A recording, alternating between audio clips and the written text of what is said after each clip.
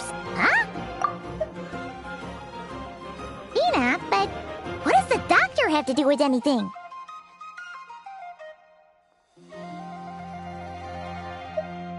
Oh, that's true. And now that you mention it, we're definitely overdue for a showdown with the Fatui. It is weird that he hasn't shown himself this whole time. What could he be up to?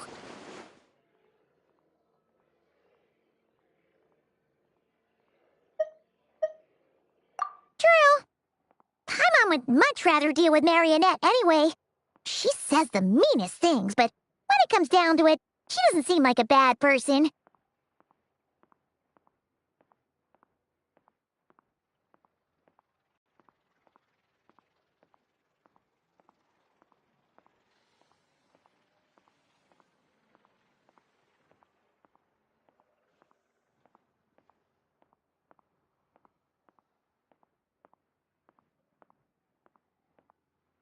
Maybe it's the pressure of being a Fatuse?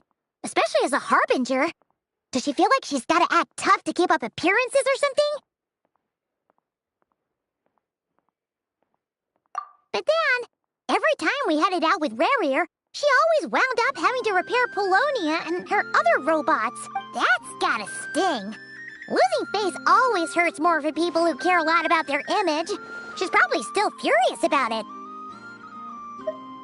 What? Relax! She's not even here! Huh? What's the matter? Oh, nothing. Sorry, we'll be on our way now. Where are we again? Oh yeah, Columbina? Right, yeah, let's go see Columbina.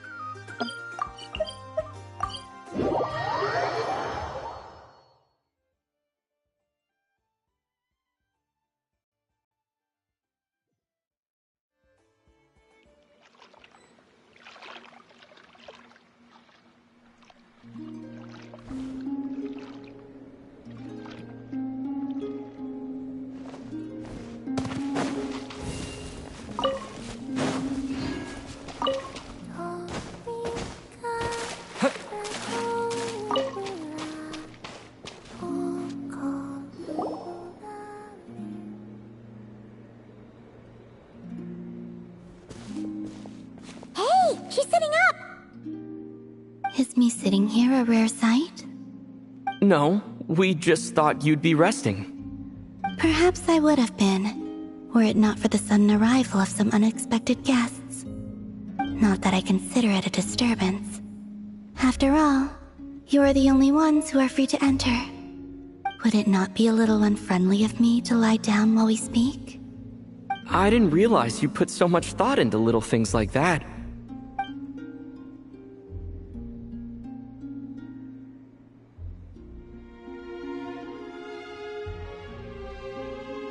Only sometimes. There have been moments lately where I think about you and your companions. They are warm, mysterious, and cozy memories. Very few of my past memories are anything like that.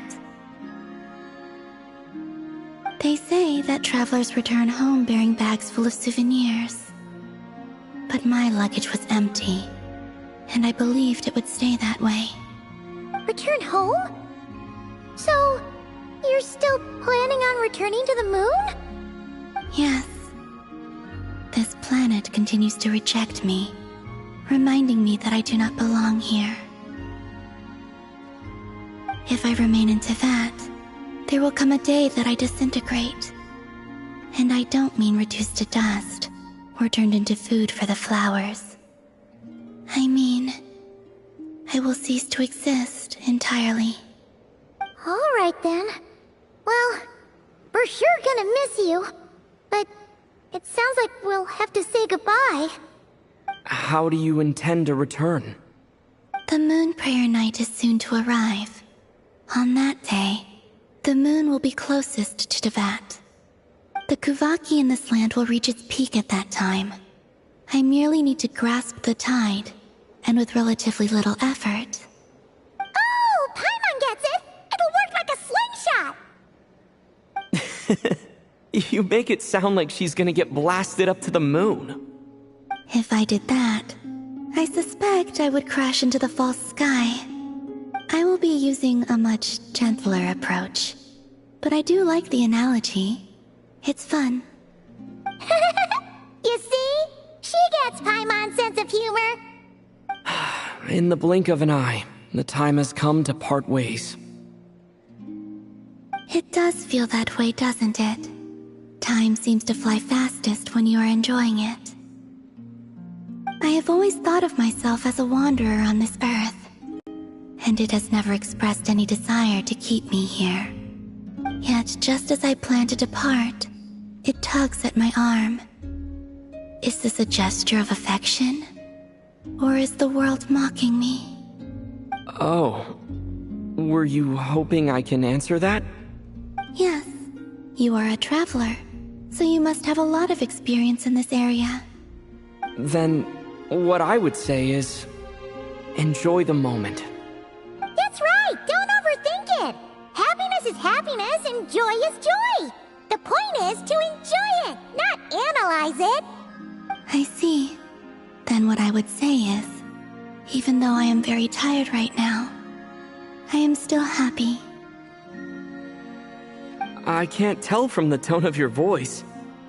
Oh, really? You don't think I sound happy? I'm just kidding. I could tell you were in a good mood today from the moment we saw you. Ah, a joke. Albeit not a funny one. Anyway, I assume you're here about you-know-what. Give me your hand. Actually, it's not that. There's something else we wanted to discuss with you. Oh. Then, do you still want to give me your hand? Or not? Sure.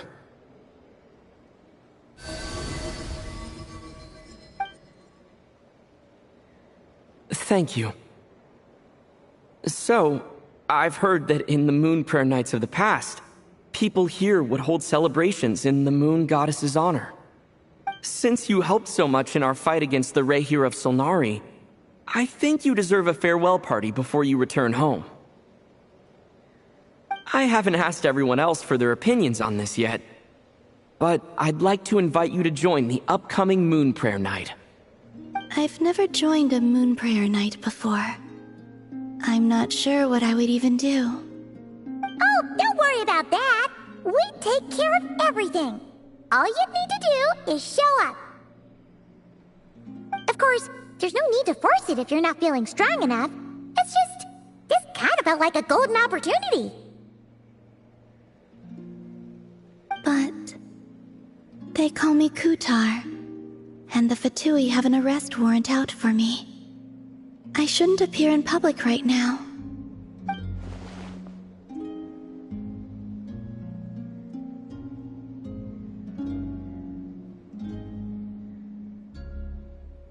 I'll make it work. You have my word. Yeah, we got your back. Well, he does. Paimon's actually not too sure what he's planning. All right, if you're sure.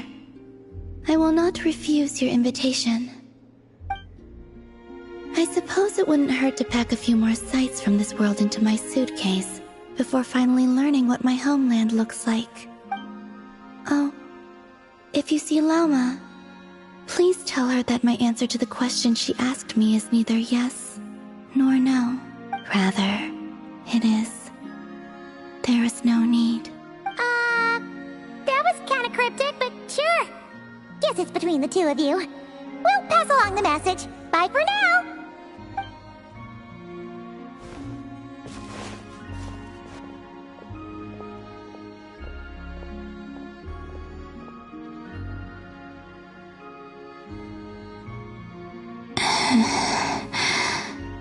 And also, I do not know.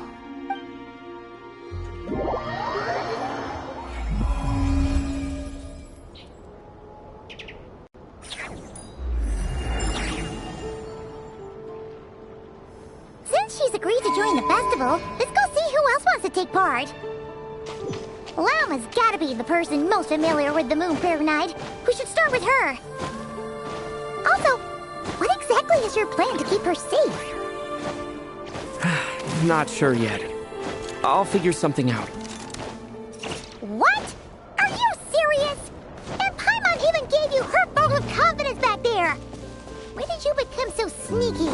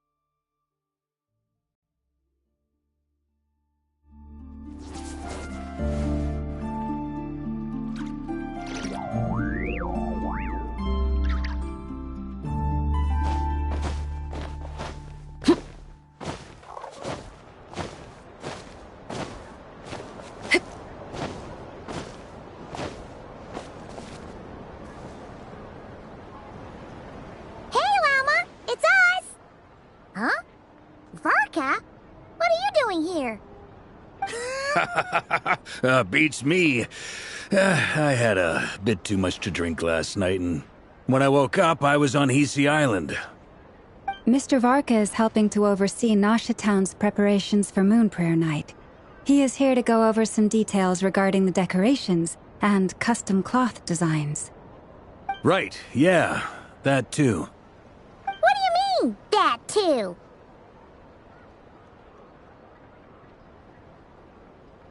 Yes. Celebrating this festival is a long-held tradition here in Nodcry. On this day, the crescent moon at the top branches of the verdant crest turns into a full moon, and the moon prayer blossoms bloom with a special radiance. It's an especially welcome event coming off the back of all that nasty business with Rarir. Everyone got put through the ringer recently, and now they're looking to turn their fortunes around. The big shots in town all agree that a big, lively celebration is just what we need to rebuild people's faith in this place. No wonder Catherine said the people weren't so bothered about the religious element. That's right. It's become more of a local custom by this point. The celebrations have little to do with whether the religious stories behind this event are true or not. Even the Frost Moon Scions are eagerly awaiting the coming of Moon Prayer Night, despite now knowing that their past beliefs were founded on a falsehood. That's fair. It's a bit like the Lantern Ride in Liyue. It's a chance for people to enjoy themselves, not debate the existence of the Adepti.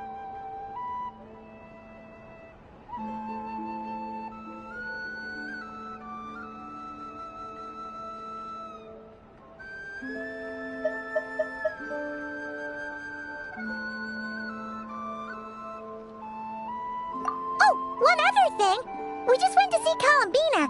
We went ahead and invited her to take part in the festival this time. Hope it's okay. Wait, so... you mean she agreed to it? Huh. That's quite a surprise.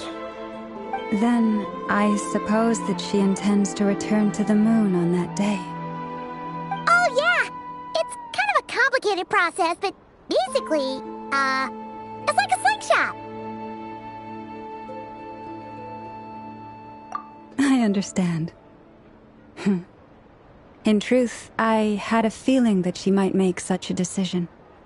Well, if Kuthar has decided to participate in the festival, we should prepare accordingly. Yeah, exactly. She was saying how it could be risky for her to show her face in public. We were wondering if there was any way we could hide her. Unfortunately, the people who carved the statues did an excellent job of capturing her likeness. It will be very challenging to hide a goddess whose face everyone is so familiar with. Darn! We may have bitten off more than we can chew here. Nah, don't sweat the small stuff. We can handle that. Huh? Are you saying you have a plan? Not as such, no, but the most important thing with a festival is to keep the mood light and your spirits up. You can't go preparing for a festival with those long faces. You'll never convince anyone to enjoy themselves. The Mondstatter spirit is strong with this one. As it happens, I agree with Mr. Varka. Let's start by making our appreciation for Kutar the beating heart of the festive atmosphere. And who knows, once we get the ball rolling, perhaps everything will just fall into place. Hey! Did you catch that? Llama said the thing! Or close enough at least.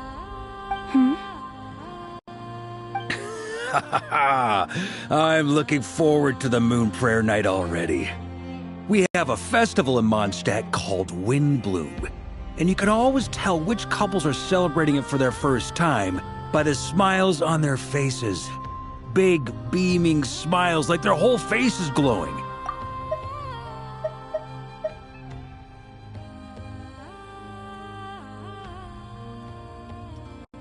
And I have a feeling we'll get to see that same smile on the Moon Goddess's face at this festival. Not quite the same, surely. Anyway, I'll take care of business in the city, but I'll have to leave the decor up to you and the Frost Moon Scions. No one else can capture that traditional aesthetic quite like you guys. But lastly, there's the final key element that brings the festival to life.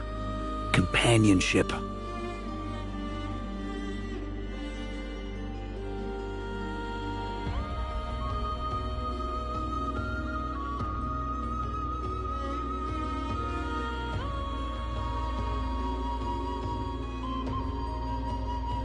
Before you leave, let me show you something that we've been preparing. Mr. Varka had asked to see it already, so you may as well tag along. Also, I have some further questions about Kutar's decision.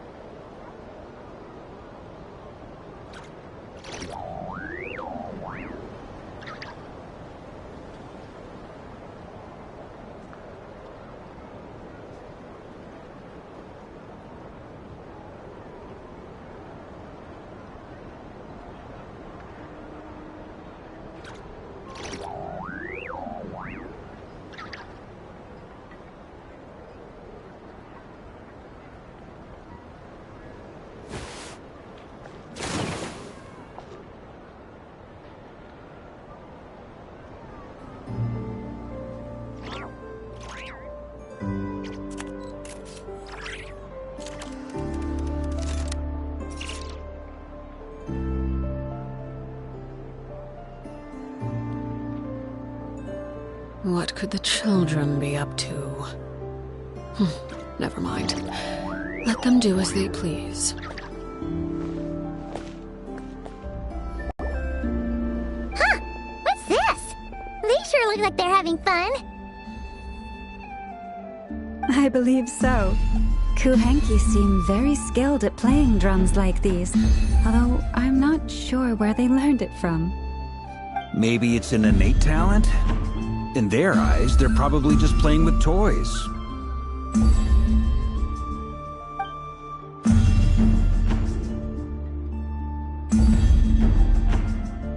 Luanatar!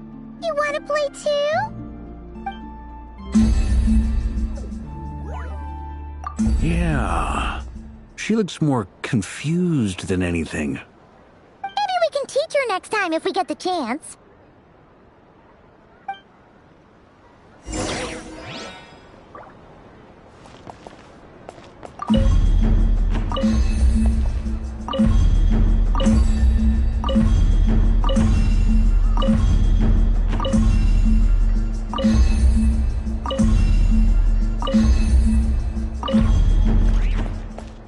What are these floaty things? Moon veils. We hang them from buildings in the city during the festival. When you look at the sky through them, it creates a lovely misty effect.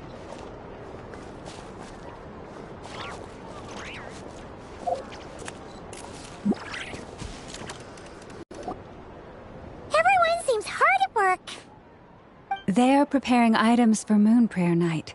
For instance, the sculpture being made over here, Mr. Varka and I were just finalizing the details of where it will be placed. Ah, there she is.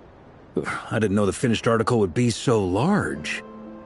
Not to worry, though. All the necessary arrangements have been made. Just let me know once it's ready, and I'll get some people to ship it over. You have my thanks. And over here, we are preparing a very traditional confection. Oh, look at all these colors! It looks great! Can Paimon try one? Of course. I have a feeling you'll like it a lot. You bet! Sweets and treats are Paimon's favorite! If you included those in the Feast of the Moon, I bet Paimon would have joined the Frost Moon Scions by now. There will also be verdant crests like this present in Nasha Town during the festival. The timing of Moon Prayer Night is not completely set in advance. We make a rough estimate, then observe the changes in the verdant crests and moon prayer blossoms to guide us. As such, the Wade itself is a fun feature of this particular festival.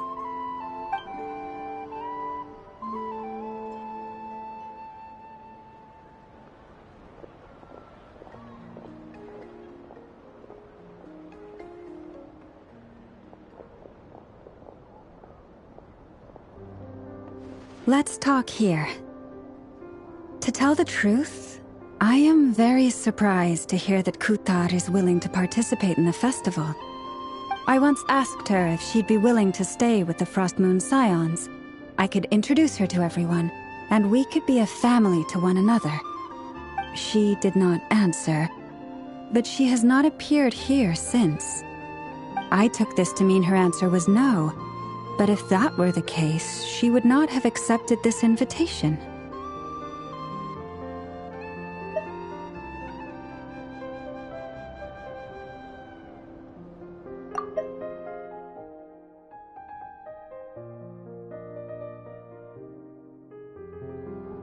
Ah.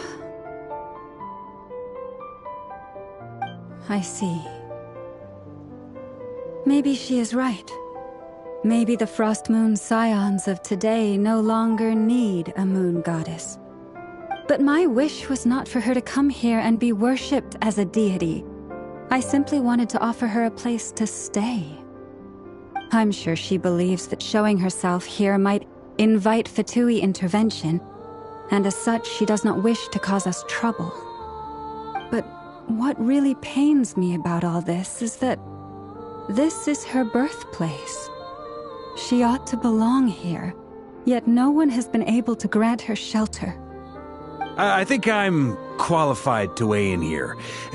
When someone's about to depart on a long trip, what they need is blessings, not burdens. We should wish her the best, not make the journey harder than it already is. Anyway, she's agreed to attend, hasn't she? All we need to do is simply respect her decision. I see your point. Yes, she will soon depart after all. Our job is to leave her with some happy memories.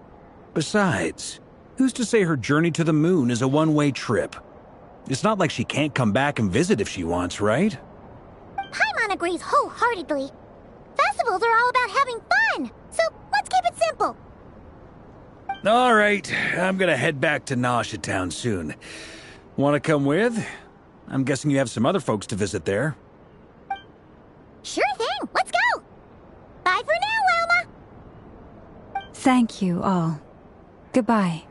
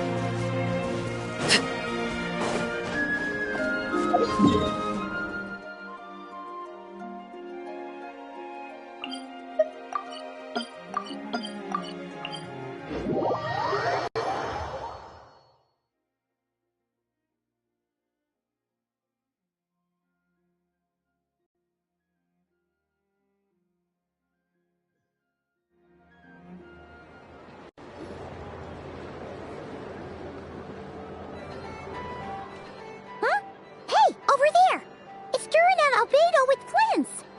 What could they be chatting about? Your guess is as good as mine.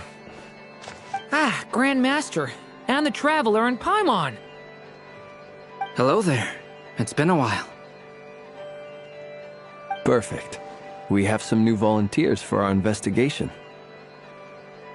Wait, let me guess. The righteous Lightkeepers are finally ready to hunt down the Abyssal Dragon? Haha. Yes, that too. Yeah, right. Oh, wait. Why does everyone keep saying that too? Well, to be precise, the facts match, but not the causality. Wait, so I guessed right?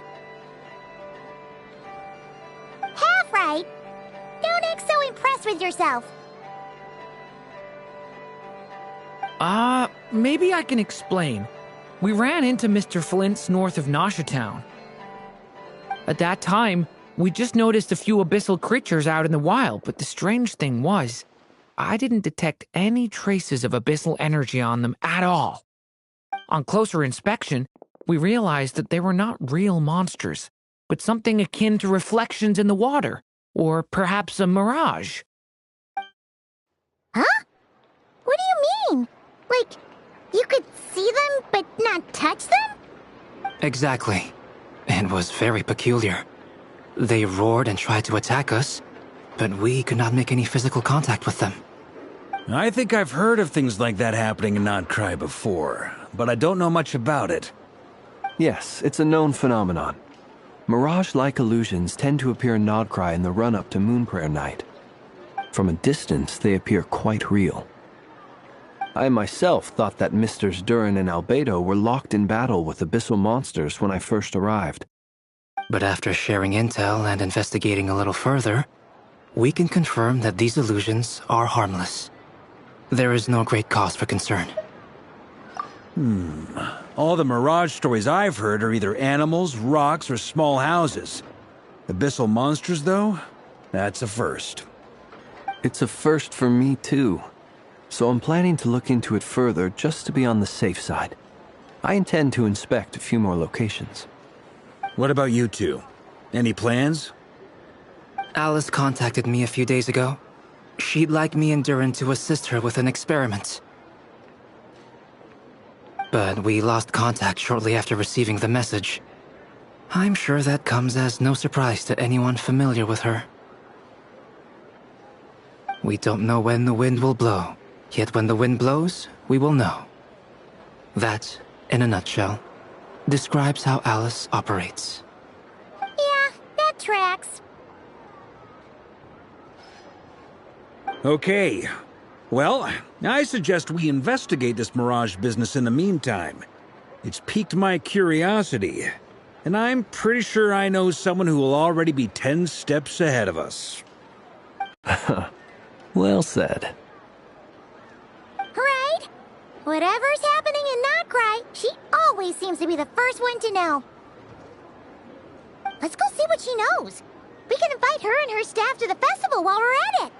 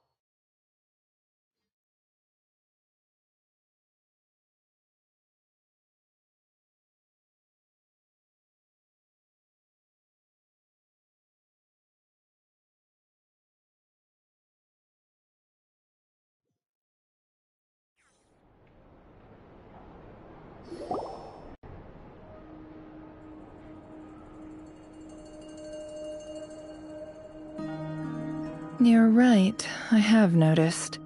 There's certainly something a little fishy about this situation. Only a little, though.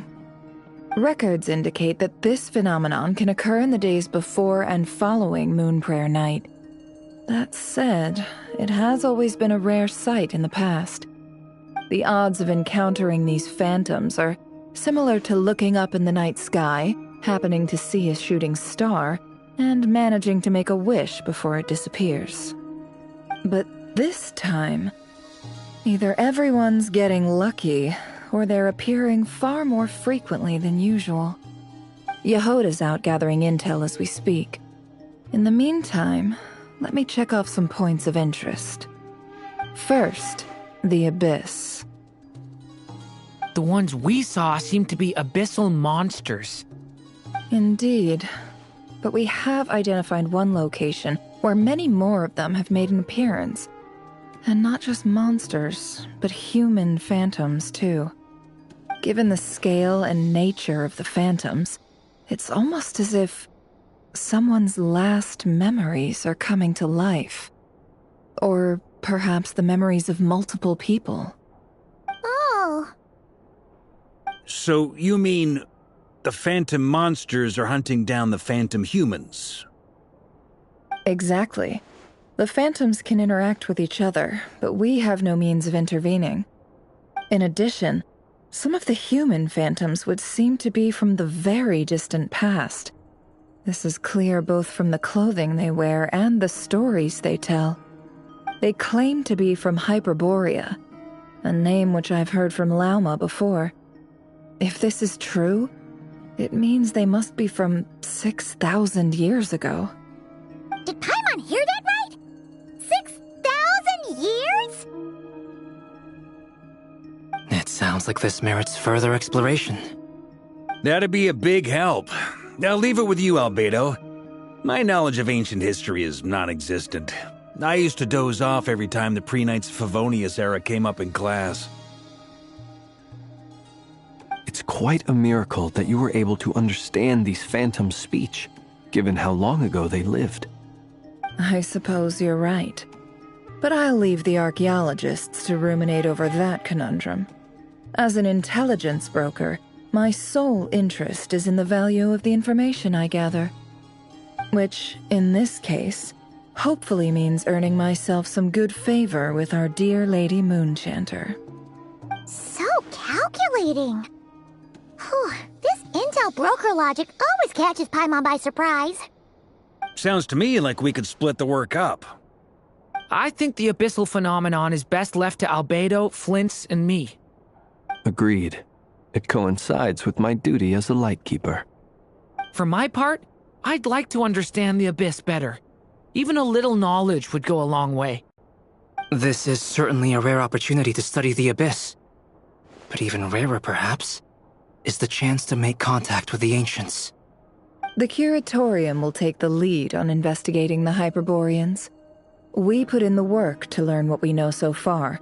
It seems only fair that we get some quantity of exclusive intel. That just leaves our trusty team of 2 unassigned. Since you became an honorary knight, of course. This was part of my grand plan all along. Ha ha ha! Oh yeah, by the way, we managed to convince Columbina to come to the Moonprayer Night celebrations. Would you and Yehoda like to join too? She agreed to that? Huh. Quite an achievement. Never underestimate the traveler, I guess. I'd be happy to join. No point shutting myself inside when the streets are all decked out. I doubt any clients will be visiting during the festival in any case. And Yehoda loves a party, so I'm sure she'll jump at the opportunity. No. Way to contradict me in front of... Wait, no, that's not what I have bad news, boss. So many people. All right, everyone inside, quick!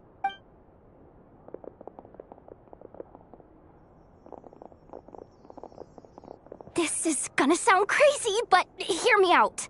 I saw one of those phantoms at Star Sand Shoal, and it was some sort of flying ship.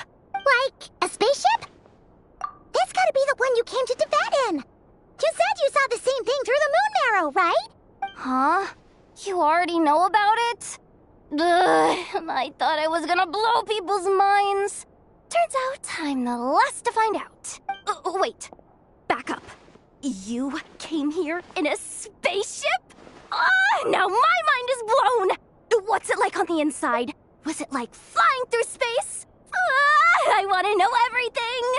Yep, exactly. Huge discovery. You're the best, second best intel broker in the world! After your boss, of course. Wow. Really?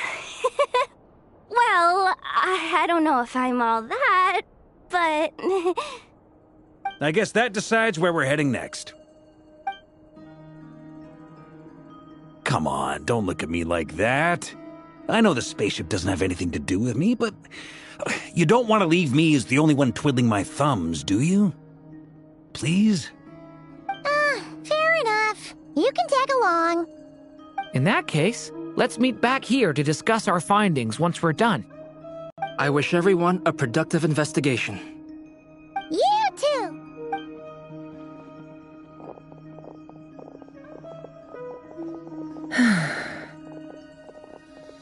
What's up, boss? Aren't we gonna head out? Tell me, Yehoda, when did the Curatorium start giving out intel for free? Oh, sorry, boss.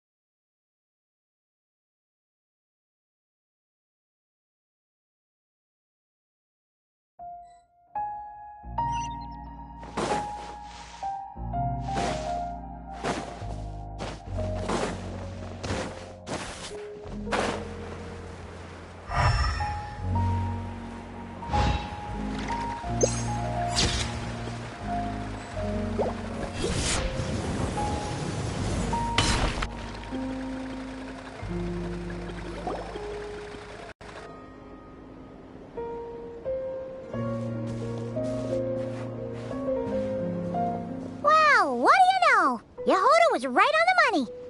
This Phantom really is your spaceship. But that's so weird. Why would it show up here? Is it some kind of projection? Or a ghost? Like, maybe it no longer exists, but somehow it left an afterimage? Ah, you're already here. Miss Lauma, what a surprise.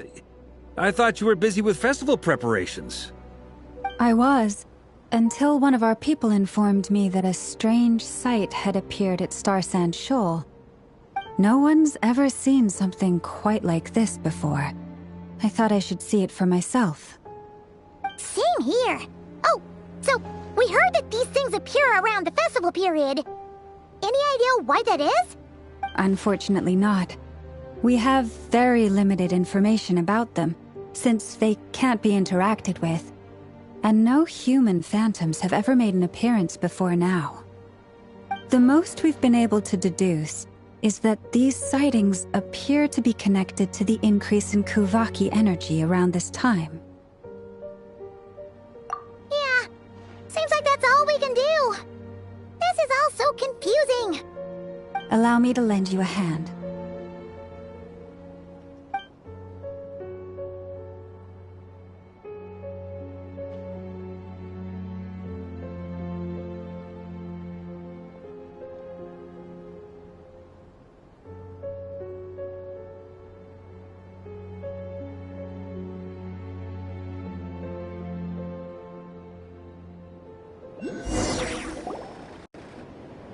Everyone, our friend here should be able to provide us with some information. Is that a phantom Rhymehorn deer? I've heard about how the Frostmoon Scions live in harmony with the animals and can even communicate with them.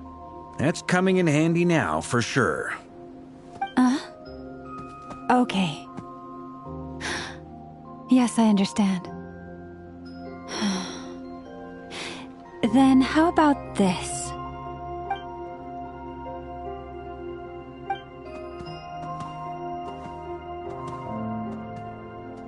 Oh, it's leaving. It appears to share our curiosity about this giant spaceship, so I asked it if it wouldn't mind investigating along with some friends. In return, I told it about some nearby spots where the wild fruit grows abundantly. We may live in a different era from these phantoms, but I trust that the terrain, climate, and ecology here are more resistant to the effects of time than some things are. Let's give them a moment and hope for the best.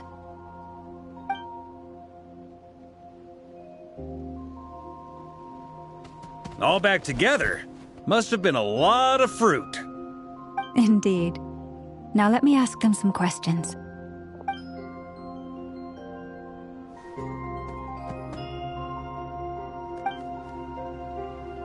It did find a lot of wild fruit, enough for them to feast for a long while. This puffin circled in the air several times, but didn't spot anything out of the ordinary. Certainly nothing to do with the spaceship. Huh. Well, it definitely makes sense to get a bird's eye view. Indeed. Other than that, I was also thinking that the world these phantoms see is also different from ours. Oh, I get what you mean. The wild fruit exist in both times and spaces, but there might also be things that only exist in that space-time, which we can't see.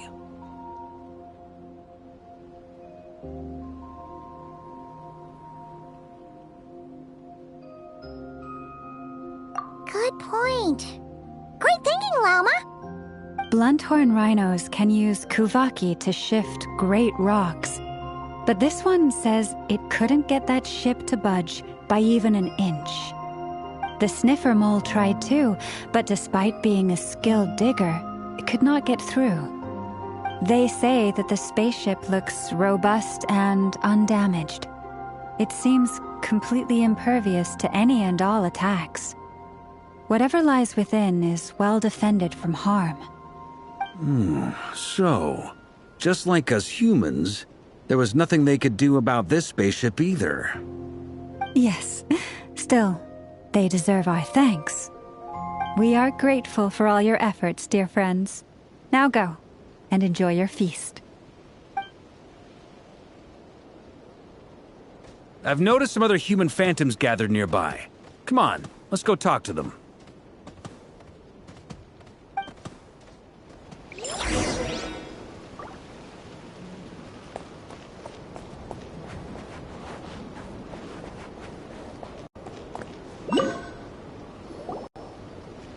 What is this thing? I've never seen it move, and there's no way to get inside. Goodness knows. My grandpa says it's been sitting here at least since his grandpa was still alive. What about his grandpa? Did he say anything to your grandpa's grandpa about it? Huh? I don't know. In all likelihood, it was here back then too. Hard to imagine something this huge could move. Guess that means that as far as they're concerned, this ship's been around a long time.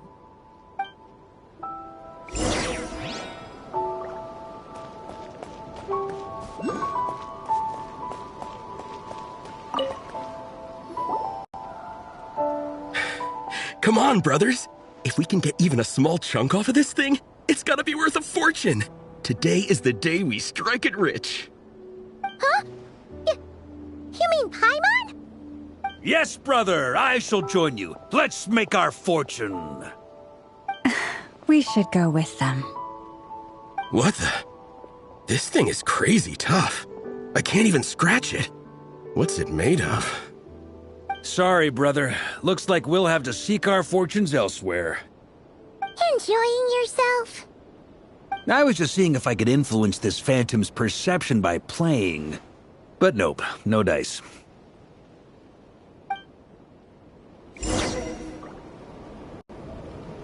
I'm sure we're all starting to build up an idea of what's going on here now that we've spoken to some of the people.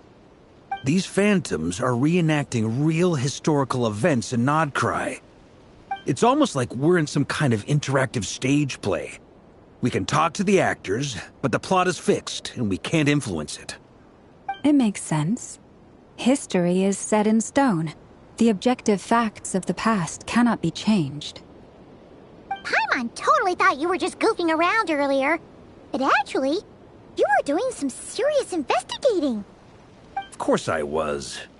Anyway, at this point, I think we're forced to conclude that although the Phantom spaceship is right there in front of us, we aren't going to learn much about it from these people.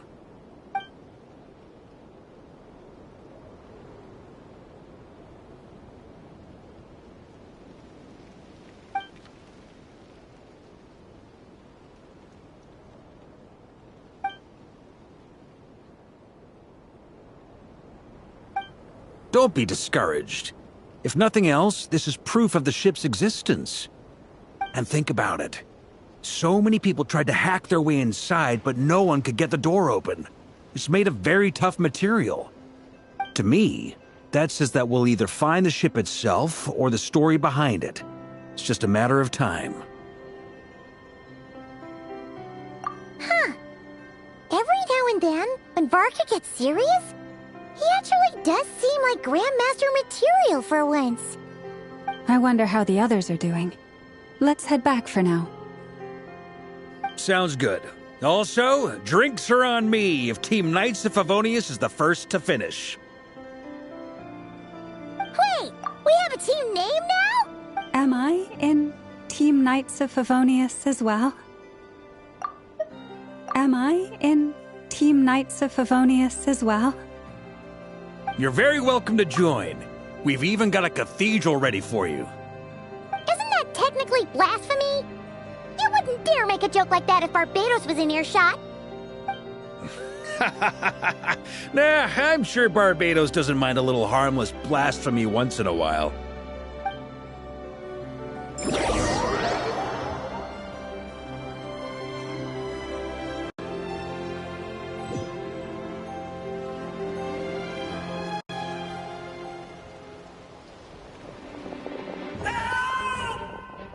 Oh, no! Get away! Oh.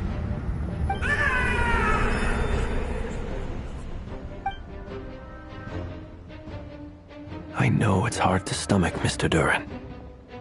But as I'm sure you've noticed, there is nothing we can do to intervene in that which unfolds before us. But we have to at least try. And try you have. But are you aware of how many unsuccessful attempts you've made now? I wasn't keeping count. I'm afraid this is the 39th failure so far. Or the 5th if we're only counting this particular victim. There are no indications that these phantoms may be altered in any way. You seem to have calmed down a little. I'll make us a fire. You should rest and have some water. Feeling any better now, Mr. Duran? May I ask a few questions?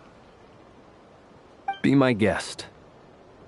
What exactly are we witnessing here?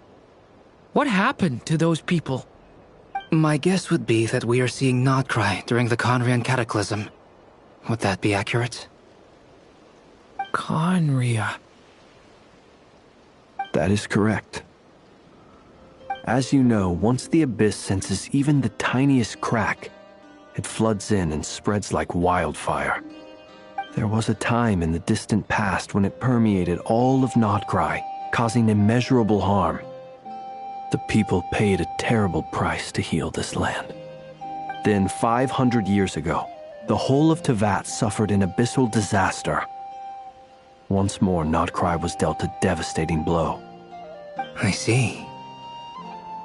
In the face of the abyssal onslaught, all were like grains of sand tossed around by a tidal wave. Be they human, fae, or god. The moment you witnessed is but one drop in a whole ocean of catastrophe. All right. I guess that answers my second question, too. I wanted to know why there's nothing I could do to help them, and that's because what we are seeing is history. That would be my guess as well. As I understand it, history and fate are not all that dissimilar. The latter may be unseen to us, but both are immutable. Yes. Fate was determined long, long ago. I still have a couple of other questions for you, Mr. Flint's. You mentioned more than one abyssal disaster that has struck this land in the past. How can you be sure that what we're seeing is from the Conrian incident? And also, how are you able to stay so calm when you're talking about these events? From everything I know about you, you're not cold or ruthless, and you're not indifferent to the suffering of others. Alas, I am forced to show my age. I must be 600 or 700 years old by human measure.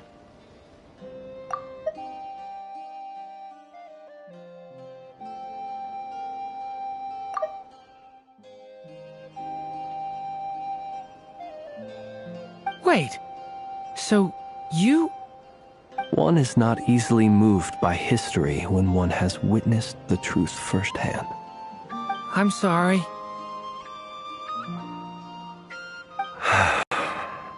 You needn't apologize. Your passion is a good thing to have. Treasure it, because someday you may find it in terribly short supply. Now, at the risk of offending you, I have a question in return. Your curiosity toward the Abyss, is it born from hatred or because you sense its call? I only ask because I kept a fragment of Rarir's body in my lantern for a short time. Specifically, his heart. So I know what a burden it can be to carry the Abyss with you. And I hear its power growling from somewhere within you. In my eyes, your mere existence is a miracle. My honest answer is... I don't know. I don't think I have the confidence to say for certain. What I will say is the Abyss is not the only issue that haunts me. Even before I became who I am today, the question dogged me constantly. Should I even exist at all? My doubts remain unresolved. But when we fought Rarir, something became a little clearer to me. Sometimes it is the darkness within us that allows us to achieve the impossible. I certainly got the sense from your 39 attempts that you were trying to achieve the impossible. It sounds like you've resolved to see the truth for yourself.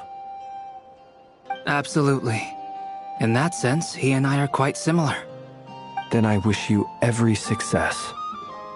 I look forward to the day of your transcension. Well, if everyone's caught their breath, I suppose we should head back. Oh, and one last thing.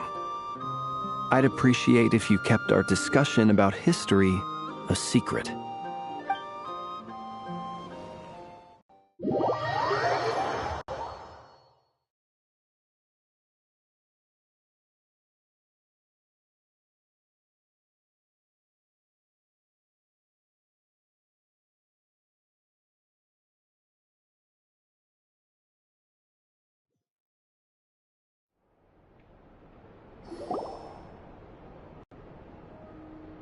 Incredibly, our separate investigations led us all to the same conclusion. Hooray for consensus! Yeah, but we barely learned anything, though. I totally thought this would be the mother lode.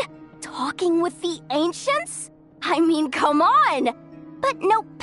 All we got was useless snippets of conversation. And all this stuff about moons and hyperopia. What a load of baloney. Seems like people back then had a few screws loose. I understand your frustration. We found the same issue. Each phantom only showed a very brief moment in time. There isn't much value to be found in these miscellaneous fragments of a civilization's history, no matter how glorious it may have been. If there's a silver lining, it's that these phantoms are harmless to the present reality.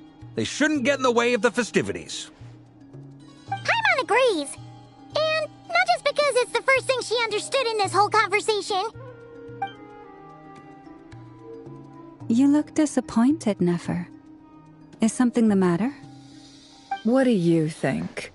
We all worked our tails off, but the only one to gain anything from it was you, Lady Moonjanter. Well, please do share the Hyperborean records with me. I will gladly inscribe them in our people's documents. Oh, duh! Yeah! That was it! Hyperborea! Hyperborea. I'm serious.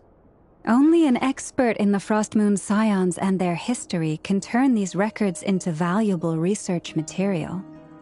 The alternative is to let them gather dust on the Curatorium's storage shelves until the pages turn yellow. Nefer, you're wise enough to know that cooperating and sharing the profits is the best course of action here. Well, that goes without saying. Sure, let's do that. Huh? But didn't you say we aren't supposed to give out intel for free? Sorry. Shutting up. Now is not a good time to push Nefer's buttons. Anyway, back to Moon Prayer Night. I'm thinking that we should prepare something a little special, aside from the usual decorations and so on. You mean a parting gift? Can't go wrong with food. Although, does food go bad on the moon? Perhaps a lantern would be a better choice. It might be dark up there. It could prove difficult to light a lantern on the moon. Magical stones might serve that purpose better. What about a clockwork mecha model from Fontaine? I've got a whole bunch at home. I use them for fighting practice in my free time. None of these sound like things she would be even remotely interested in. But we don't interact with her enough to know what she likes. Yeah. It would really save us the guesswork if someone could find out what she's into. Wait, what the? Traveler? They're all looking at you.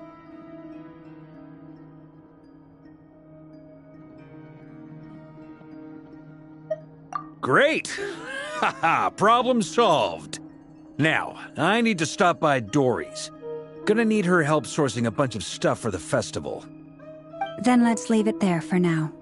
We all have our own business to attend to. Traveler, if you find out what Kutar likes, let us know right away.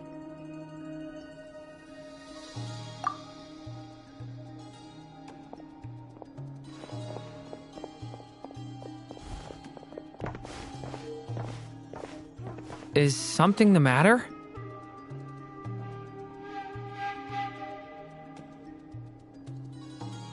I'm fine. It's just... I'm still feeling a little rattled after witnessing the horrors of the Abyss. But it's okay. This is something I have to work through. I'll be all right. Thanks for your concern. Well, don't put too much pressure on yourself. If you ever feel like something's wrong, physically or mentally, we're here to talk.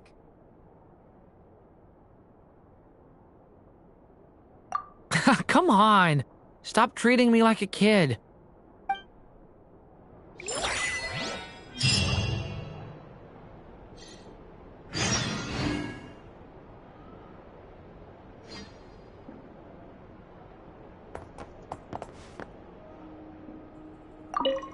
Which is why we need a lantern guaranteed to work on the moon. Yes, I have a few ideas, but the lantern itself is the easy part. The real issue is how little we know about the lunar environment. Wait, you two are serious about this? Let's just say I'm intrigued by these shining magical stones that Mr. Albedo has mentioned.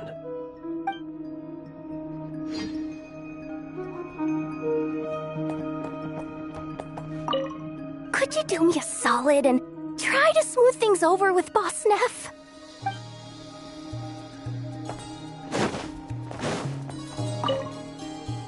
Miss Lauma, would you accompany me into town? I think it'd be best if you saw the Frost Moon Scion's decorations for yourself. Very well. Let's go.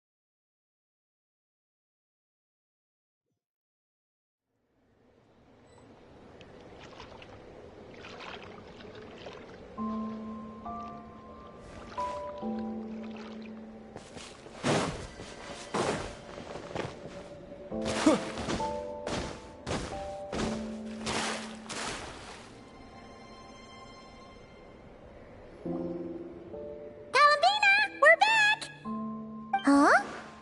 She's not here. Weren't there a few Kuhenki here last time, too?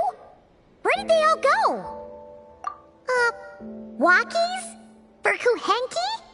You're not pets, you know. Oh, well. Looks like we just came at a bad time. Let's try again tomorrow. There's still a few days until Moon Prayer Night, so we're in no rush. Besides, she needs time to rest anyway.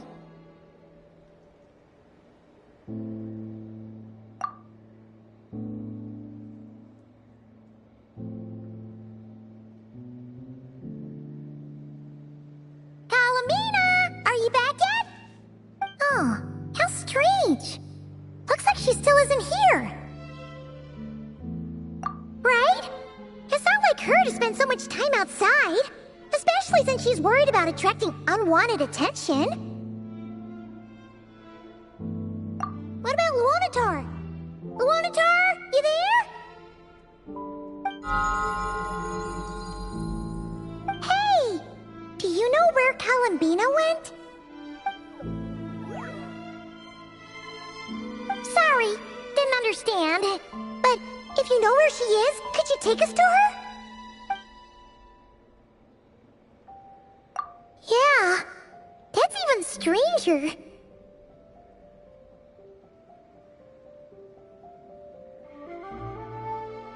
What about him? Oh, that's not good news. They change color when Columbina gets weaker, right? And they look super pale right now. Good idea. She might know what's happening.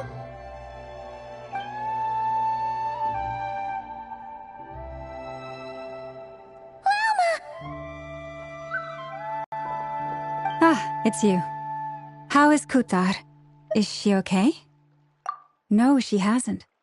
I came here to check on her after I noticed the flowers had changed color. Based on past precedent, she must be very weak right now. Even getting up to walk would be a struggle. It seems unlikely that she wandered off outside. Not to mention that she doesn't do that at the best of times either. So yeah, this is super weird. No. Very few people are in the know about Kutar's whereabouts. And if anyone suspicious had visited, they'd have left some sort of evidence. Come on, let's go to Nasha Town. If anyone has seen her, someone there will know about it. Makes sense. Let's go!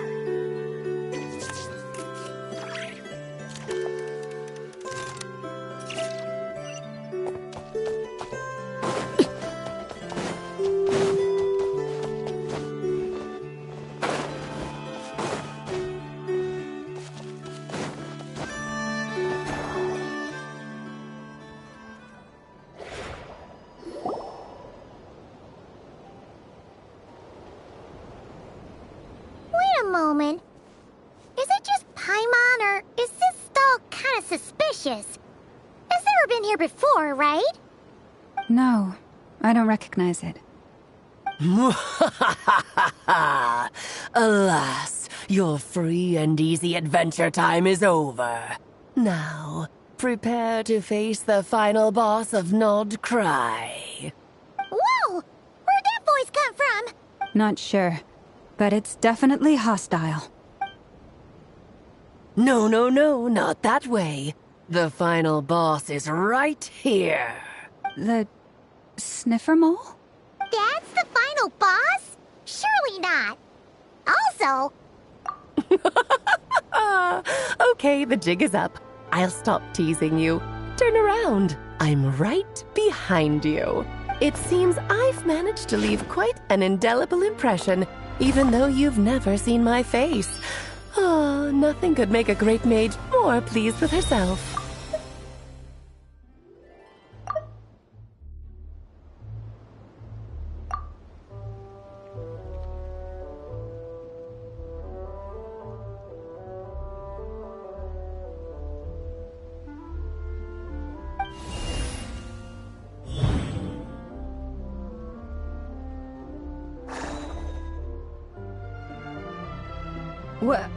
What is going on? I've heard that all the big shots in Teyvat have long, wordy titles that stun people speechless when they make their entrance. Unfortunately, none of them are affiliated with the Hexenzirkel, and we ourselves keep a very low profile. The notorious name-dropping doesn't quite work for us. Still, I, for one, think I'm really quite amazing. So that didn't stop me from coming up with a title anyway. Alice! It's really you this time? Not a lantern or a Dodoko, but Alice in the flesh? Oh, that's right. So, what do you think? How does it feel to finally meet me? You look like...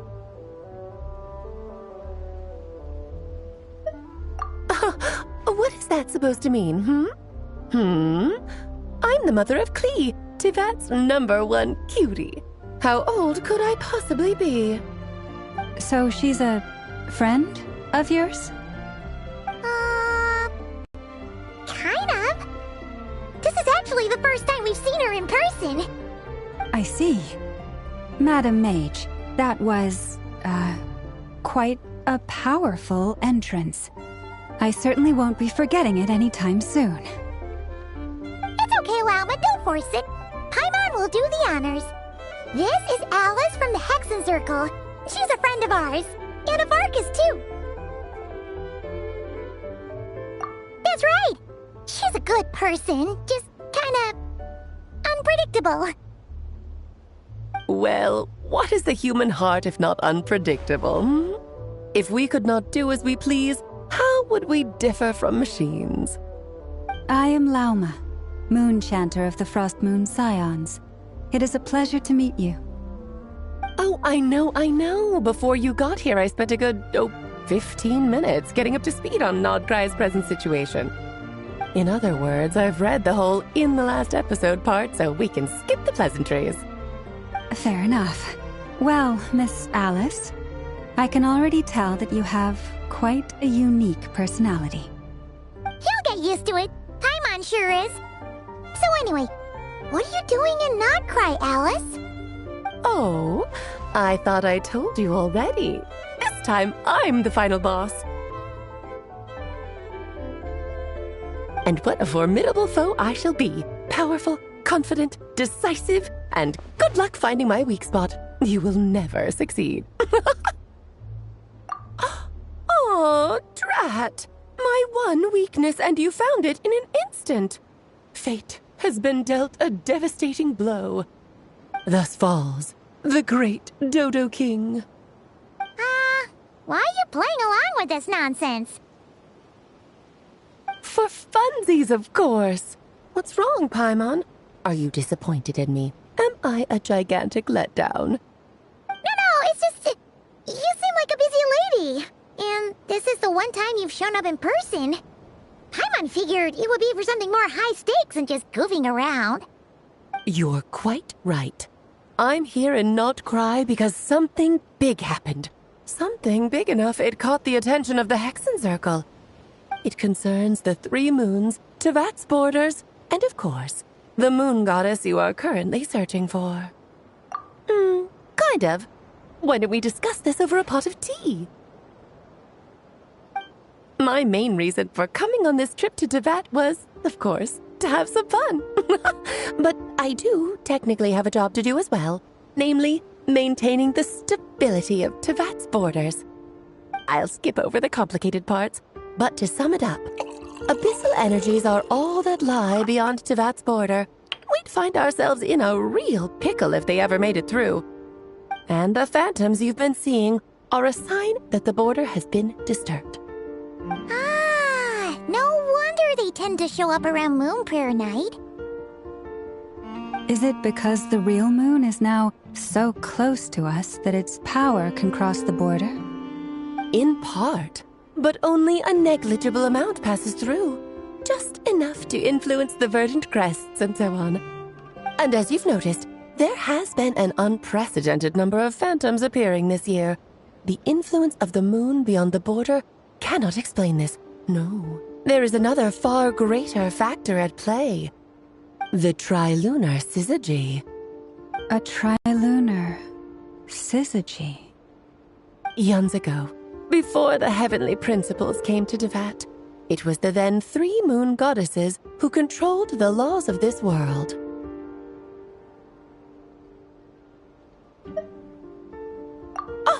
That's exactly it. The three goddesses split these powers amongst themselves, promising never to consolidate them into one singular body. This was meant to keep the world stable. But, fast-forwarding to the present, the eternal moon's marrow is with you, while the iridescent moon's marrow, which should never have appeared in this world, has been retrieved. Add that to the presence of a moon goddess in the flesh and... the power of all three moons is gathered here in Notcry. There hasn't been an event like this since the War of Funerary Flame. And it's having a noticeable effect on Teyvat's borders.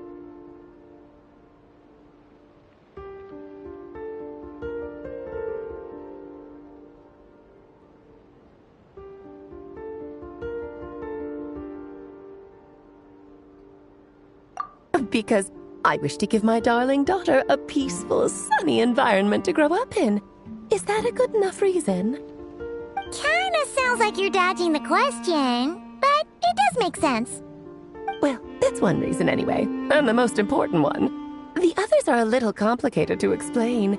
For instance, cleaning up after dearest Miss R.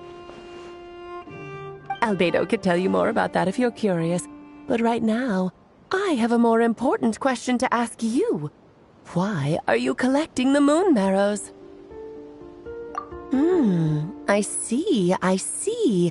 Nicole told me about that legend once. Nicole? You mean Mage Anne?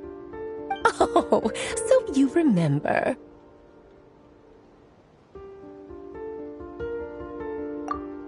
Yes, of course. That was a story about fate, her area of expertise. But back to the story of our dear moon goddess. I'm afraid her intended method of returning to the moon is unlikely to work anymore.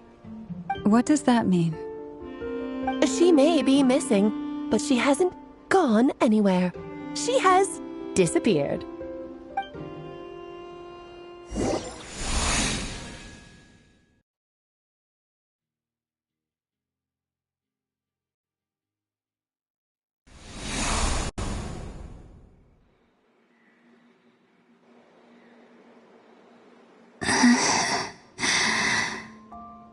My body is so heavy. Wait, no. It's my mind that's heavy. My arms and legs are as light as a feather. What's happening to me? I feel drowsy, like I've been asleep for too long. Is it daytime or nighttime? Is the moon out? I think I'll go for a walk.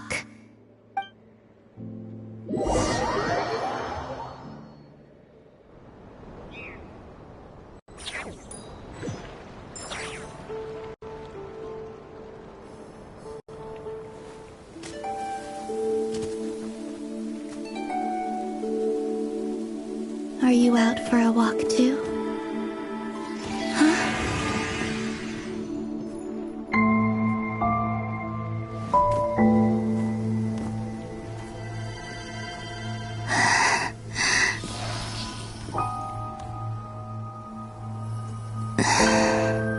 The day has come at last.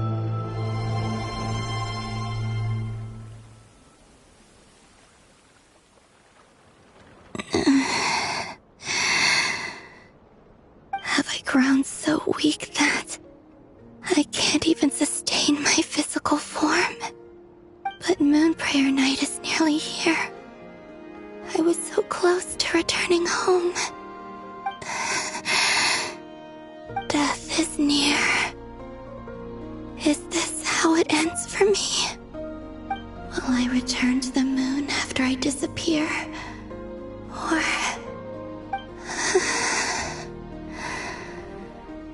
I don't want it to end like this. So far, at least, I still exist. Even if not physically, I can still feel. But as my power wanes, I'm sure that too will fade. I suppose I might take one final look at this world. The world where I was born.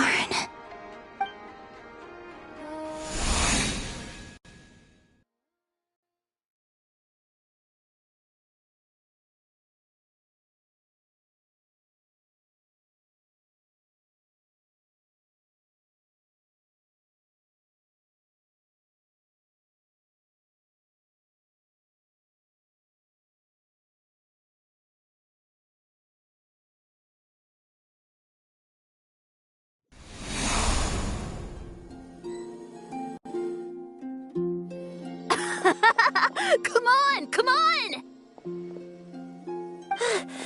Wait for me! The Frost Moon Enclave. How much it has changed since I was born. These decorations, they're so heavy. It's times like this when you kind of wish men could be priestesses and acolytes. How fascinating. I've never had the chance to be privy to people's private lives in this way. In the past, people would get so solemn and serious the moment I showed my face, like they were frozen stiff. Karina, Lametti, it's time to eat. Coming! I want to watch them a little longer.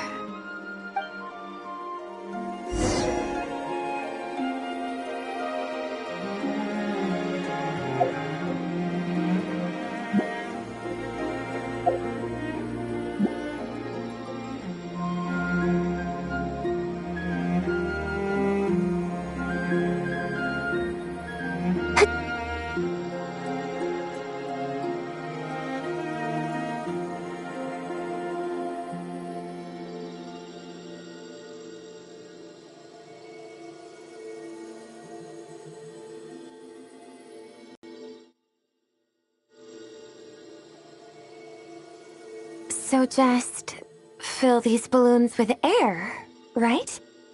Yep. Try a couple now to test things out. The rest can wait till Moon Prayer night.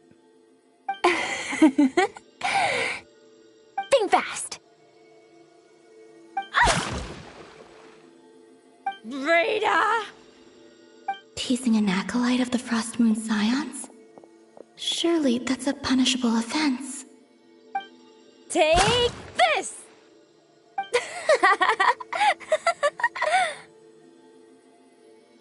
Huh? Alright, enough horsing around. Lady Lauma gave us a task.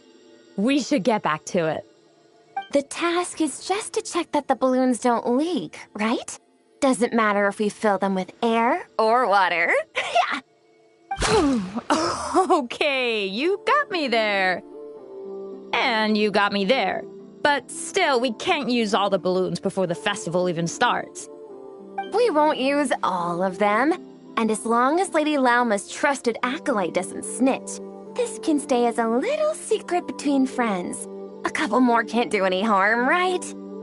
Oh, you menace. Then, think fast! Is pumping a balloon full of water really so much fun?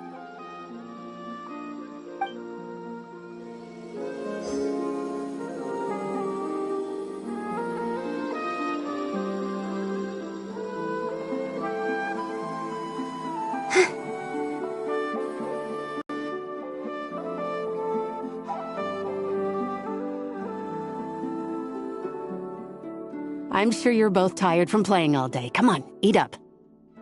A plain, humble meal. That has always been the way of the Frost Moon Scions. Huh? How come Lametti got a midsummer berry dessert? Oh, I always get Lockaberry. I don't mind sharing. You can have a bite of mine if I get to have a bite of yours. Hmm? They're sharing food? I've never shared food with anyone before. Even at the Harbinger tea parties, everyone just ate off their own plate.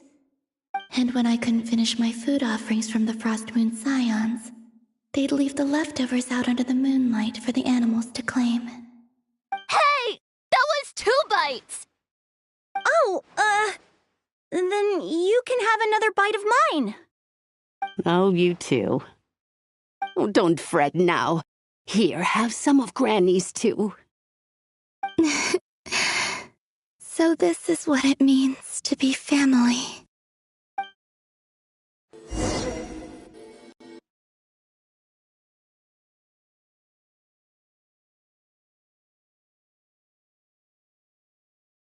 I'm seeing so much that I'd never usually get to see.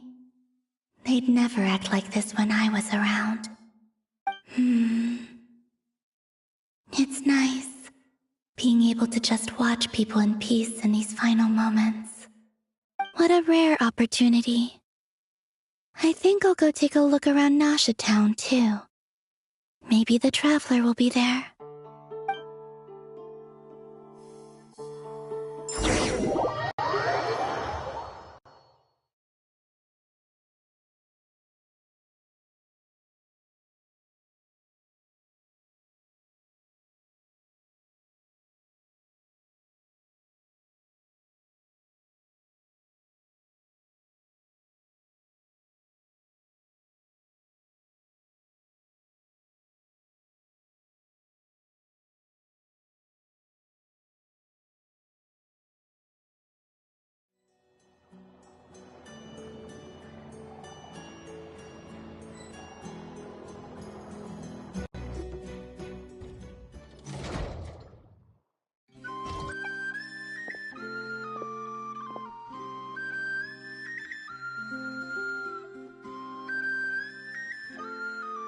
That's why the Moon Goddess's strength is fading.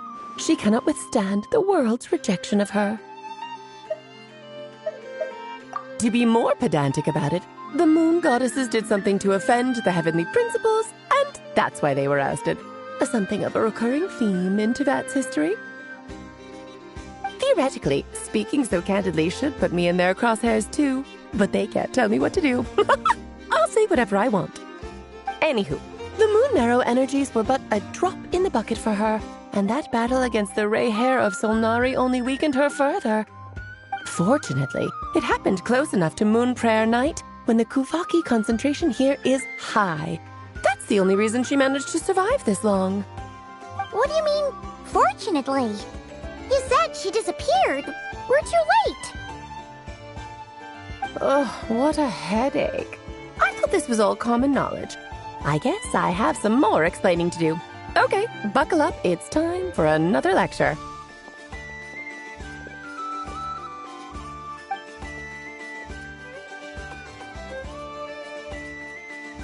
Now, I said earlier that the Moon Goddesses lost the foundation for their existence. The reason for that has to do with the natural order. Basically, the rationale for their existence in Teyvat was lost. The same logic applies to the present Moon Goddess, too. Consider her existence so far.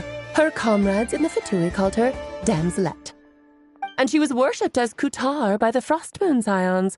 But these connections have now been severed, whether by her hand or yours. So, the rationale that once sustained her existence is now gone. Wait, we did that to her? Oh, well, strictly speaking, yes. But let's not start pointing fingers, shall we? I'll only end up as the big bad villain, and that's not the kind of final boss I want to be.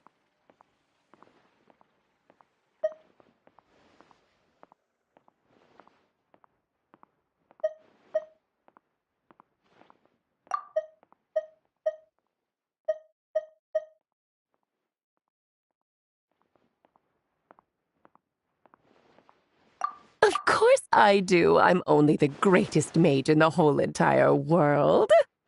Now, if you wish to find your Moon Goddess, there are 2 problems we need to solve. Firstly, we'll need to strengthen the connection between her and Teyvat, at least enough to sustain her until Moon Prayer Night. Strengthen her connection? But does that mean I'll have to rally all the Frost Moon faithful behind this? I'm afraid a bygone faith and a former home won't be of any help to her now. Do you know her name? Her name? Yes. Names are very important things. A name is a fundamental concept that anchors one's entire existence. Then your first job is to find it. As a moon goddess, I'm sure she must have a name she identifies with. Neither Columbina nor Kutar is her true name, and she's never really accepted either of them. So, finding out her real name is enough to sustain her existence? Yes, I know it sounds like a small step, but every journey begins that way. So for now, that's all we need to focus on. The second problem is with her plan to use the moon marrows to return to the moon. Unfortunately, piercing through the false sky will take an enormous amount of power. Given her current condition, she won't be able to provide anywhere near enough power, even if she recovers her physical form. But no need to fret. Nicole's the expert in this field, and I'm sure she'll figure something out. I better get me some alpacas. Once they've hauled everything over to Snezhnaya, I can make a little extra by selling their wool.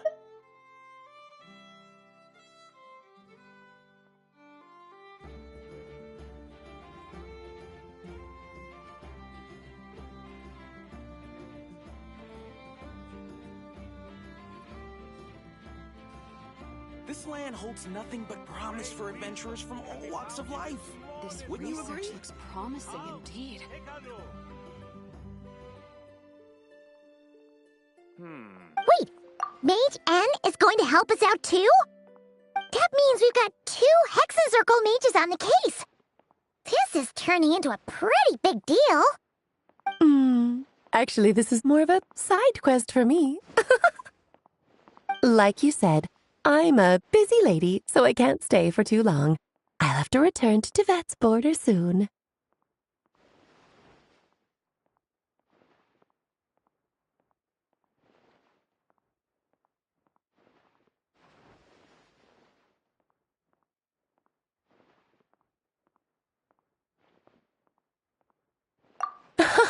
That's the upside you get for looking out for my little Klee.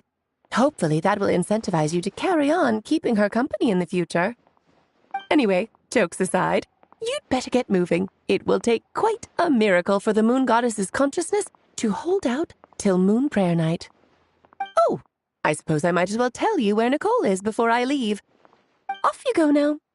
Time to meet your new friend. Oh, yes, and a little suggestion.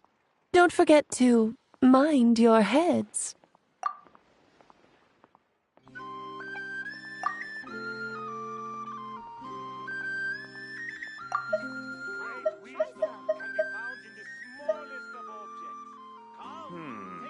I better get me This some land holds alpacas. nothing but promise Once for they've hauled adventurers everything from over to all walks of Snezhnaya, life. I can make a little Wouldn't you extra by agree? selling their wool.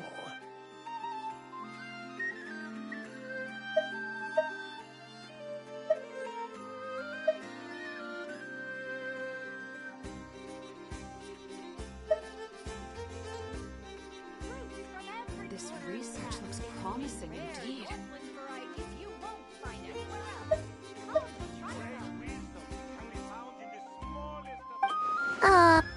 What? I wonder how Durin's doing. I should really go see him before I head back.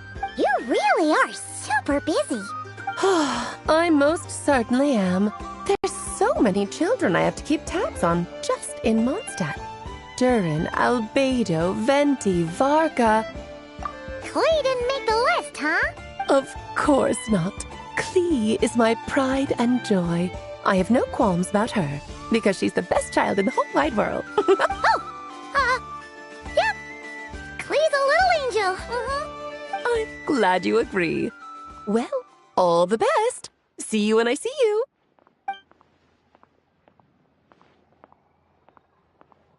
She left in a hurry. Yeah, she didn't pack up her stall. Should we handle it for her? I must say, I'm now very curious about her daughter. Klee, wasn't it? What's she like? That's a long story. Come on, we'll fill you in as we go.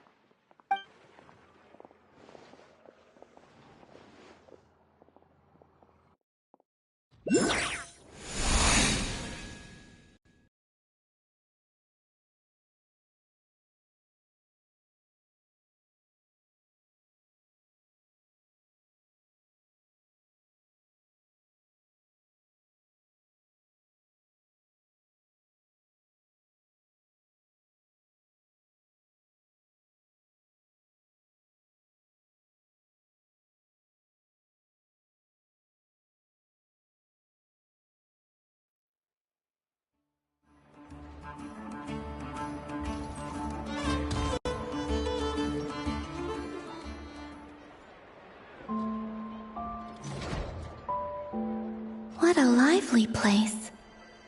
I've never experienced Nasha Town like this before.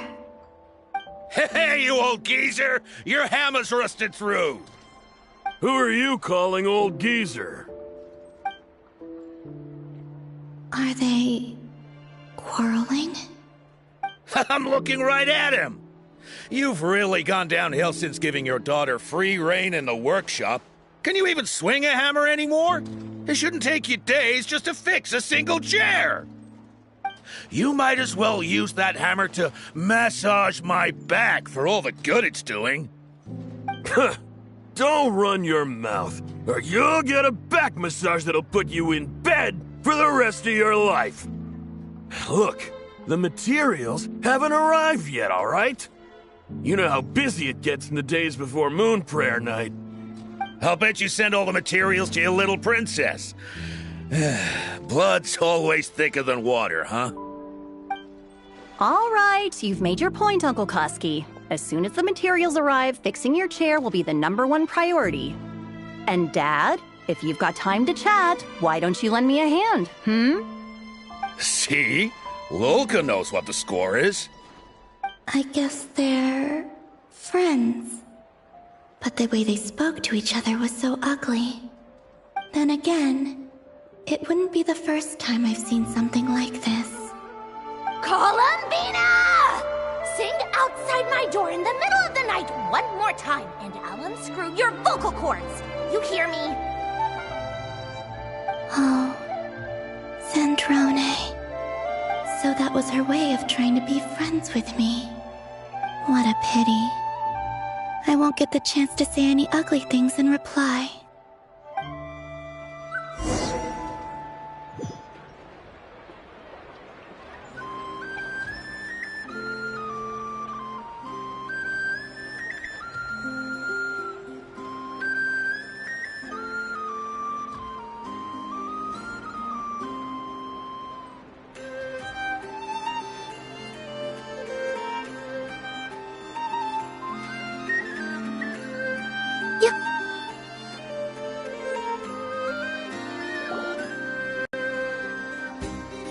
Hey, have you decided what to give her for Moon Prayer Night?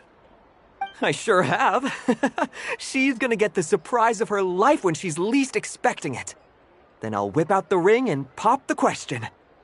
The surprise of her life. What a fun turn of phrase. Cool, I get the picture. You can spare me the gushy details. Ooh, looks like we have a customer. Hello there, ma'am. Would you like some Moon Prayer Night candy? Huh? Is he talking to me? Can he see me? Here you go.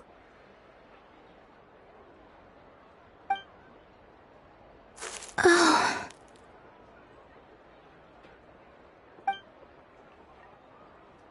Come back anytime. Right. Now, where were we?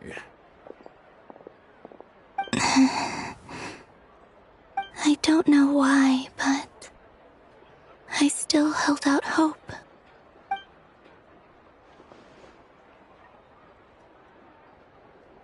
The most important thing right now is to find that mage.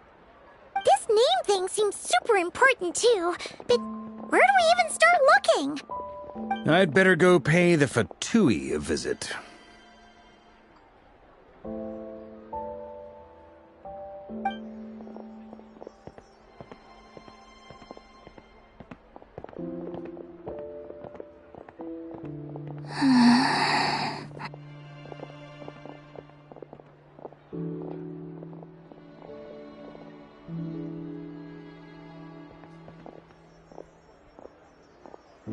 Columbina?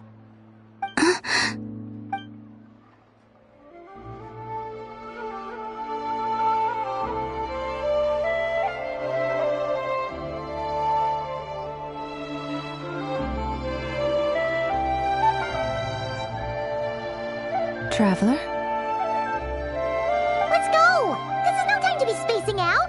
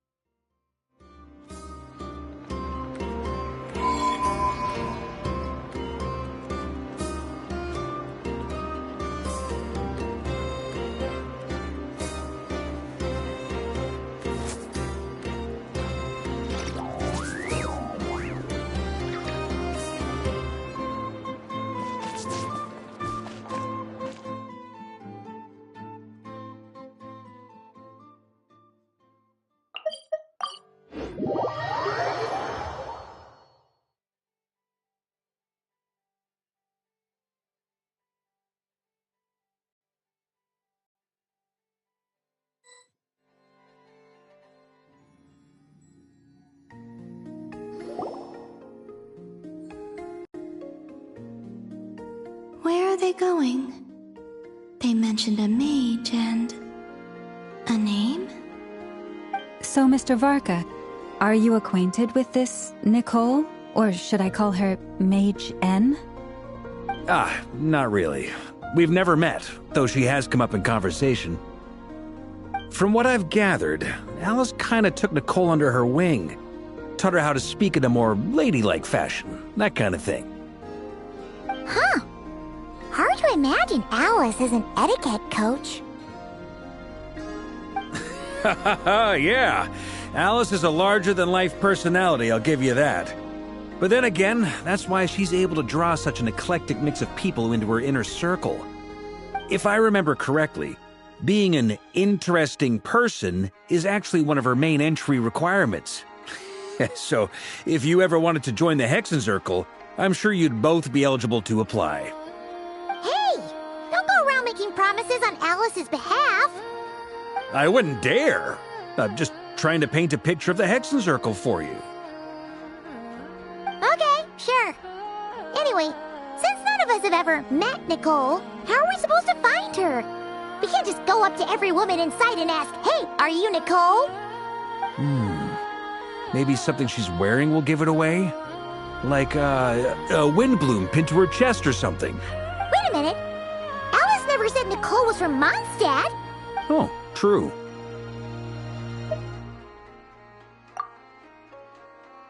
That would be... this young lady, then?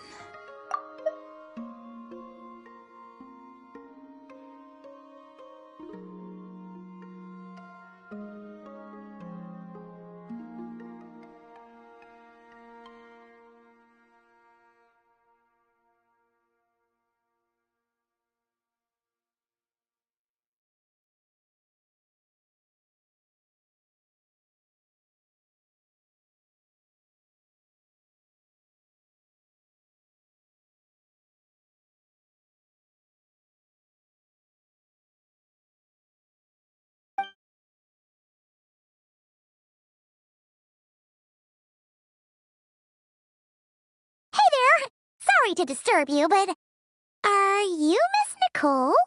Varka, Knight of Boreas of the Knights of Favonius. Alice might have mentioned me before. Mm-mm. Have we got the wrong person? Sorry. Well, this is awkward. When I shook my head, I meant, no, Alice hasn't mentioned you before. Huh? Where is this voice coming from? My apologies.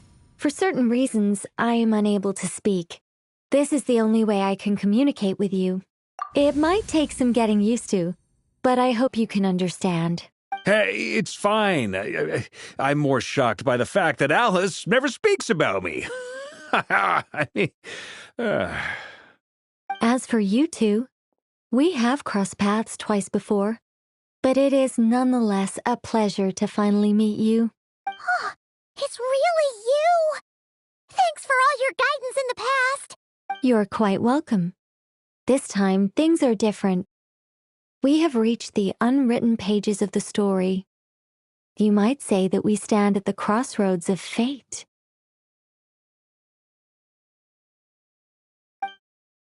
Now then, allow me to formally introduce myself. My name is...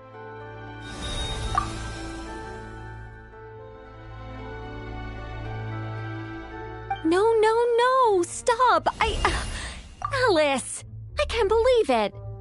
I had a whole speech prepared. I'd agonized over every single word.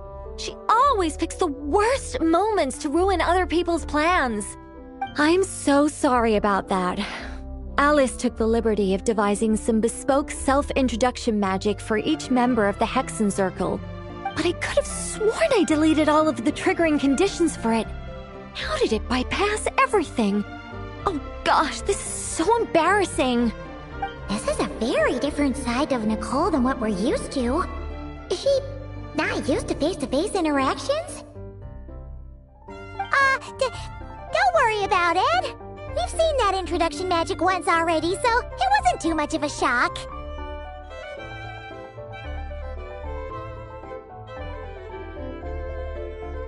Please go on, Miss Nicole. We'd love to hear what you have to say, or, well, communicate. Huh? Are they talking to this lady? But... Will you all promise to forget that horrendously embarrassing introduction? Sorry? Embarrassing? When?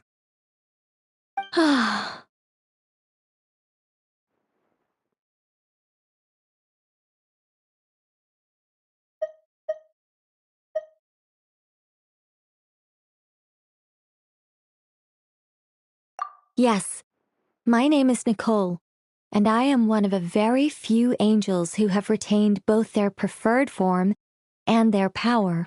The Traveler and Paimon should be no strangers to this concept. There is another of our kind in Natlan. They call her the Lord of the Night. All right! Paimon remembers her. Yes. Well, I have retained more of my power than she. It's because I don't have a long-term duty to fulfill. To be more specific, no. We'll be here all day if I get into the specifics. Moving on. If I'm not mistaken, you are here because you wish to learn how one might reach the moon beyond the sky. That's right. Is that something you can give us any guidance on? Yes, I do know a way. It began with the Hyperboreans, who lived after the War of Funerary Flame. Blank looks. Maybe I should start with the background of the war.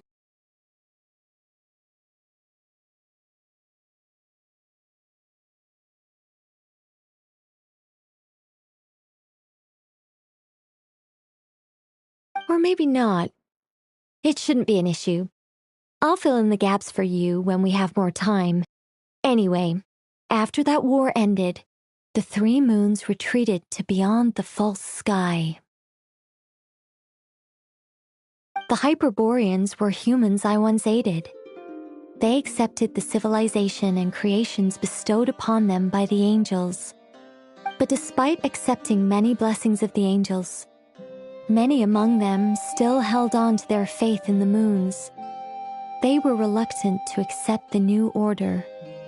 Even after the War of Funerary Flame, they sought to contact the moon goddesses beyond the sky and receive their guidance. But all three had passed away by that point.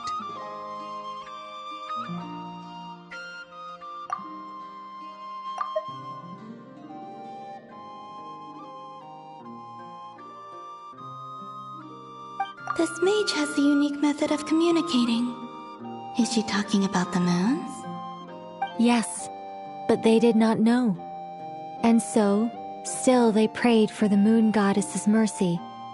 After building titanic structures that consumed vast amounts of Kuvaki, at last they glimpsed the moons and heard their voices. But of course, they were gravely disappointed, for it was then that they realized the three moon goddesses were dead. Oh, that's such a sad story. It is. Humanity was in a very sorry state at that time. The angels who had once aided them were gone, and the War of Funerary Flames had left them homeless and destitute. Just a second, I gotta ask. How relevant is all this history to the task at hand? Well, I mean, it's... Okay, it seems we've drifted into irrelevant narrative waters.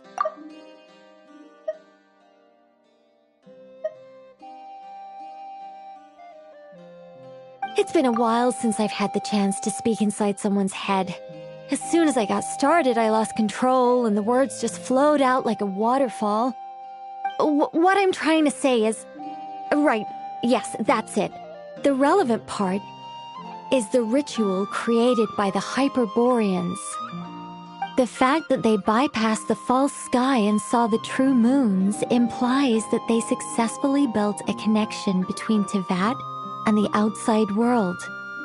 Which means, with enough Kuvaki and a sufficiently stable connection, It should be feasible to send one person over the border.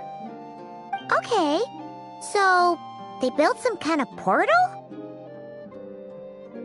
Oh, yes. A portal. Yes.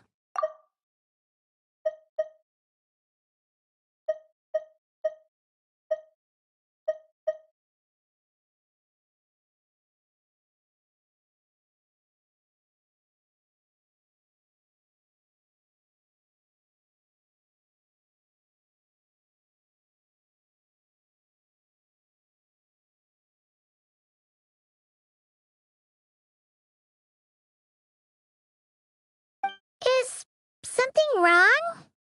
You sound disappointed. I just didn't expect you to summarize it so well. It turns out I could have said all that in one word, if only I'd managed to think of it. No, please, it's fine. This is invaluable knowledge. I'll be sure to record and preserve everything in writing. Oh, really? Well, in that case, I suppose I could backtrack and add some more detail. I did gloss over a few things so far. Whoa, whoa, whoa, time out. Let's summarize what we've got first. The Hyperboreans were the last ones to use this method, right? So we somehow need to find whatever structure they built and make sure there's enough Kuvaki to power it up.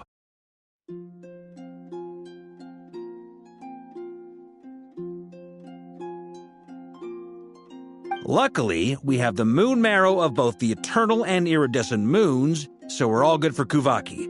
Which means the key issue we need to focus on is finding the place. Am I right so far? Yes. Although I expect the structure is long gone by now. That said, what if we could take advantage of the phantoms to travel back to a time when it still existed? Well, travel back isn't quite accurate. It's more like we'd be creating a handshake between 2 points in space-time. We wouldn't even have to pick a time when it still existed. It could just be a time when it still appeared in phantom form via projection, or we could project our own phantoms, fold them together, and...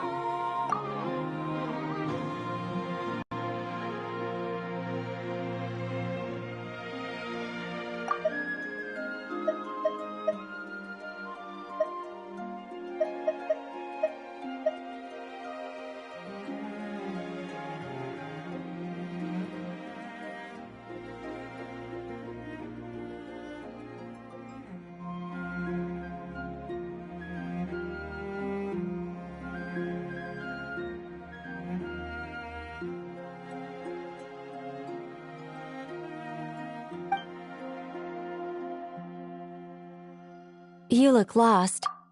Was that too hard to follow?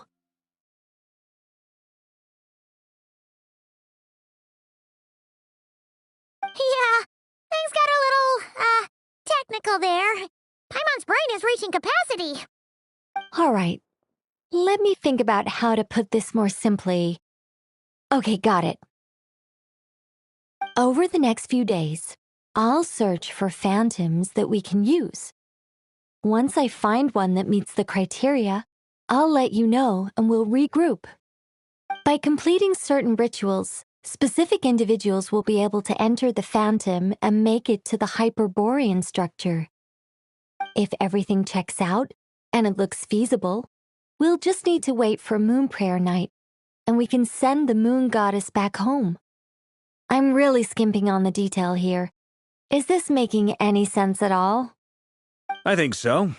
For now, we'll just wait to hear from you.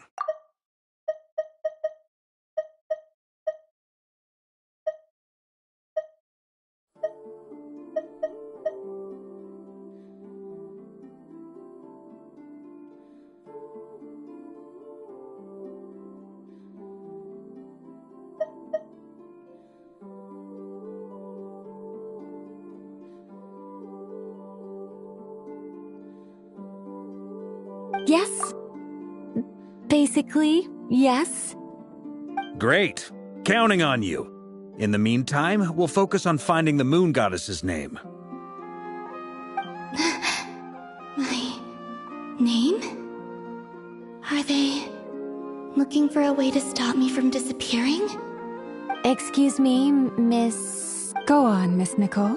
This conversation was a little all over the place. I didn't catch your name. I am Lauma, of the Frostmoon Scions. Ah, I did wonder. I noticed that you listened very intently when I spoke about Hyperborea and the moon's history. If you'd be interested, I'd love to visit you this evening and go through it again in greater detail. Also, if you were serious about making a record, it would be too risky to simply write down the raw... Anyway, we can... Also, if you were serious about making a record, it would be too risky to simply write down the raw details as is. I would suggest some tweaks. Maybe rewrite the stories as fairy tales or fables, perhaps even prayers. Anyway, we can cross that bridge when we come to it. So, see you later then? Oh, and no need to prepare anything. Just a cup of tea will do.